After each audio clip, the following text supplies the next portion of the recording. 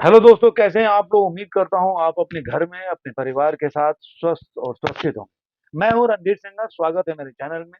और चैनल के इस एपिसोड में मिशन रानीगंज और जवान और फुकरे, कौन विनर रहा हिंदी सिनेमा डे के दिन, मतलब कि 13 अक्टूबर के दिन जो 99 रुपीज का पैकेज था, कौन विनर रहा, उन सब बातों पर चर्चा करेंगे। लेकिन उसके पहले आपसे एक खुशी शेयर करना चाहता हूं कि इंडिया ने जिस तरह से पाकिस्तान को इस मैच में हराया, वो अपने आप में ऐतिहासिक है।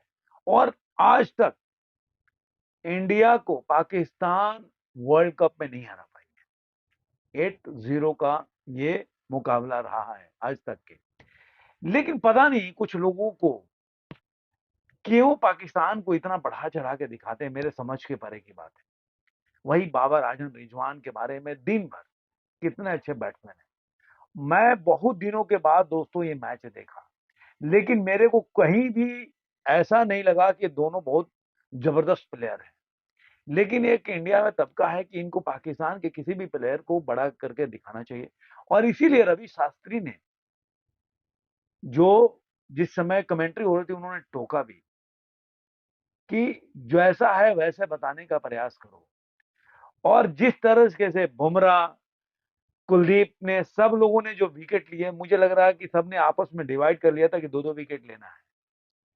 सब लोगों ने दो दो विकेट लेकर 192 पे इन सबको समेट के घर भेज दिया। उसके बाद तो रोहित शर्मा ने जो छक्के चौके मारे, 6 छक्के मारे। और मैं बोलता हूं कि मैच के, बोलते हैं ना, अपने कंधे पर लेके और वो जीत के शिखर तक ले जाना। बहुत लोग कोहली के फैन हैं, कोहली ने काफी रिकॉर्ड्स बनाए, लेकिन मैंने कोहली के उतना मैच नहीं देखा। मैं तेंदुलकर के टाइम का मतलब देखता था उस समय। और इस समय ऐसा था कि हम लोग बहुत दूर तक चल के जाते थे, साइकिल से जाते थे और तेंदुलकर के मैच देखने के लिए। लेकिन आज तक कोहली ने मुझे इंप्रेस नहीं किया। उनमें कोई वो देशभक्ति पैट्रियट नहीं दिखता है। लोग इसको बुरा मानते हो तो बुरा मानते, मैं जो समझता हूँ वो बोलता हूँ। कल के भी मैच में उनका कोई भी योगदान नहीं था, 16 रन बना के आउट हो गए। केएल राहुल से तो मैं कभी भी, वो स्लो बॉल खेलते हैं, मतलब 20 रन बनाएंगे तो 40 बॉल खेल रहे हैं। 300 का मैच होता है बॉल का, उसमें से आप ही अगर 50 बॉल खेल गए तो सारे लोग को 250 बॉल में रन बनाना है।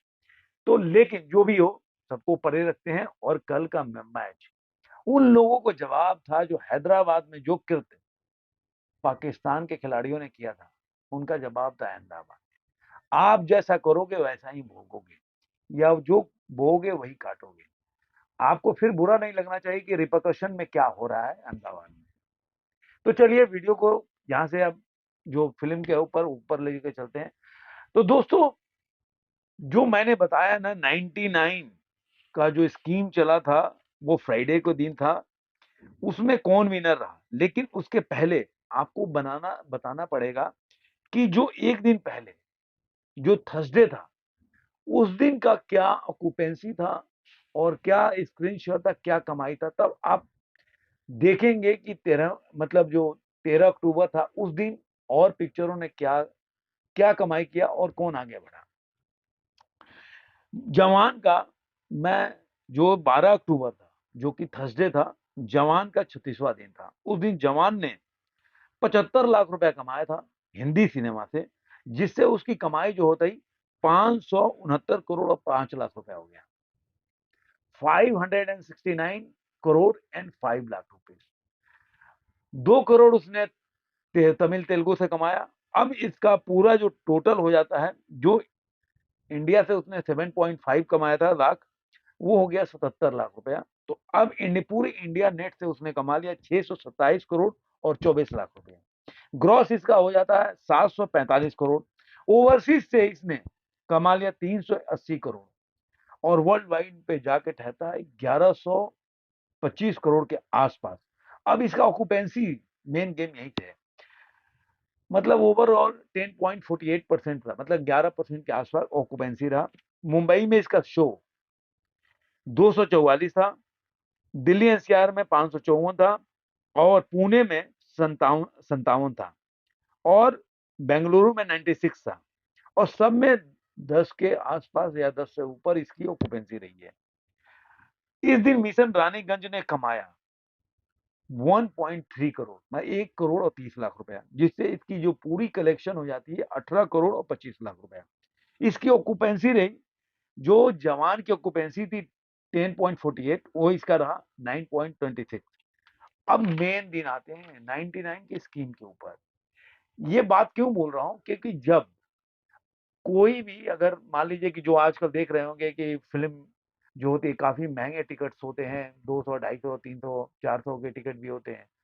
अगर सारे मूवी की टिकट अगर 99 में, तो और छुट्टी का दिन भी है, एकदम फ्राइडे हॉलीडे कई जगह होता है, तो अगर उस दिन जाते हैं शाम को भी शो में, क्योंकि सैटरडे से शुरुआत हो जाती है छुट्टी का, तो नाइट में भी लोग देख लेते हैं मूवी, तो उस हिसाब से मूवी उस दिन जम करेगी ऐसा उम्मीद किया जा रहा था।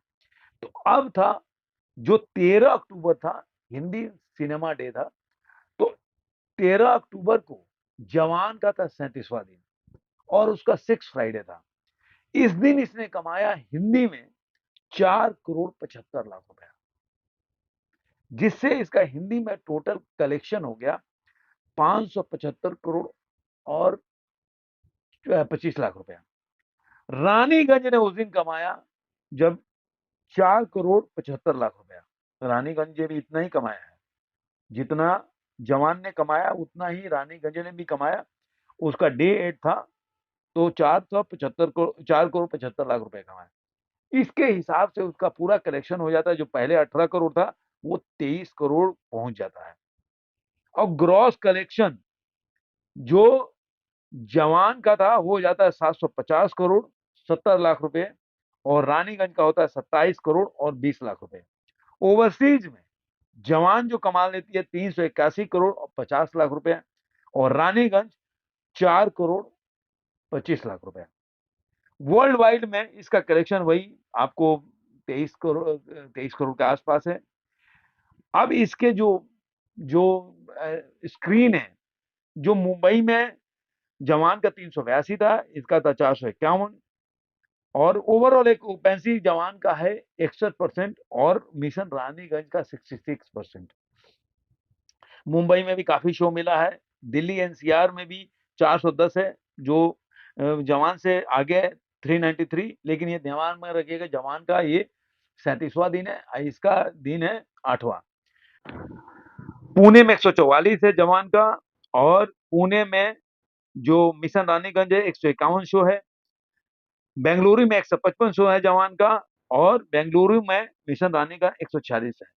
और फुकरे का भी बताता चलूं, फुकरे ने इस दिन कमाया 5 करोड़ 10 लाख, मतलब इसमें अगर देखा जाए तो सबसे बड़ा विनर जो है फुकरे है।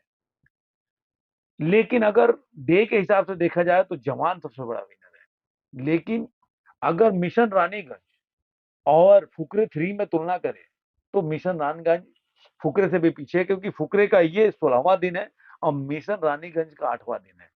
तो मिशन रानीगंज अगर 4 करोड़ 75 लाख रुपए कमाती है, तो फुकरे कमाती है उस दिन 5 करोड़ 10 लाख रुपया, जिससे उसका पूरा जो इंडिया की कमाई हो जाती है 86 करोड़ और 39 लाख रुपया। पूरा इसका ग्रॉस हो जाता है इंडिया का 102 करोड़, और ओवरसीज से कमा लेती है 13 करोड़ 50 लाख रुपया, 115 करोड़ वर्ल्ड वाइड कलेक्शन इसका हो जाता है।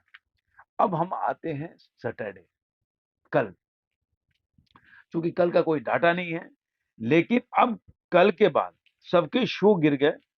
शो 100, हर जगह जवान के शो भी 100 गिरे हैं अपने, इसको बोलते सैटरडे के दिन, जबकि छुट्टी का दिन है, फिर भी जवान के हर जगह 100 गिरे हैं। जो मुंबई में 282 हो गया, एनसीआर में 297 हो गया, और पुणे में 115 हो गया, और बेंगलुरु में 126 हो गया। ऐसे ही जो मिशन रानीगंज है उसका भी शो 100 के करीब गिरा है। मुंबई में 353 हो गया, 300 अपना दिल्ली एनसीआर में 350 हो गया, पुणे में 116 हो गया, और बेंगलुरु में 104 हो गया। और ओवरऑल ऑक्यूपेंसी जो देखते हैं कल का, तो मतलब दोनों का मिला दे 13 से 17% के आसपास बीच में ऑक्यूपेंसी है। और मिशन रानीगंज का भी 12 से लेकर, इसको बोल सकते हैं कि ऑक्यूपेंसी जो है काफी है, या मतलब इसका हाईएस्ट है, 31% की ऑक्यूपेंसी भी है, जो कि आप बोल सकते हैं बेंगलुरु में है। अब ये अगर हिसाब से देखा जाए तो अपने मिशन रानीगंज 9वें दिन मतलब सैटरडे को, जो कि आपको बोल सकते हैं 14 अक्टूबर है, 2 करोड़ 5 लाख रुपए कमाती है। और जवान जो है अपने 38वें दिन, जो कि उसका 14 अक्टूबर को, वो कमाती है 1 करोड़ 75 लाख रुपया। और फुकरे जो है 1 करोड़ 90 लाख रुपए कमाती है, ये इसका 17वां दिन है। तो इस हिसाब से अगर जोड़ा जाए तो फुकरे पहुंच जाती है 87 करोड़ और 79 लाख रुपए। और मिशन रानीगंज जो है वो 25 करोड़ के आसपास पहुंच जाती है। और जो जवान है उसका अब कलेक्शन हो जाएगा 633 करोड़ के आसपास, अगर ये एक 1.7 करोड़ कमा लेती है तो, जो कि इंडिया नेट की बात कर रहा हूँ। तो इंडिया नेट में, और वैसे ही अगर देखा जाए तो 575 करोड़ के आसपास कमा लेगी हिंदी सिनेमा में। तो देखा जाए तो सबसे बड़ा विनर जो है इसमें, अगर देखा जाए तो, अगर तीनों को मूवी को जाए फुकरे, मिशन रानी को, जवान में, तो डे के हिसाब से देखा जाए तो जवान इसमें विनर है।